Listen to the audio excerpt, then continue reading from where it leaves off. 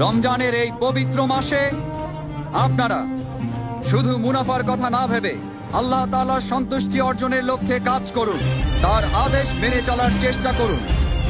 বিশেষ করে রমজানে সবাই 5 ওয়াক্ত ফরজ নামাজ সব সময় জামাতে আদায় করবেন।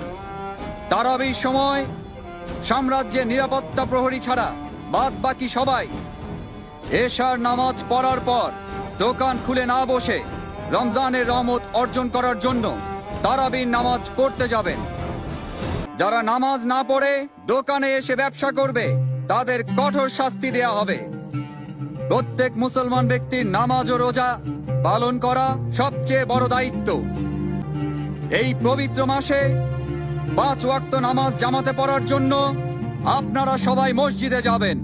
বায়াজিদ মসজিদের ময়দানে ইবাদত করতে আসা মহিলাদের আশেপাশে ঘোরাঘুরি করলে বা কোনো ক্ষতি করলে অথবা কোনো বেয়াদবি করলে কঠিন শাস্তি পেতে হবে।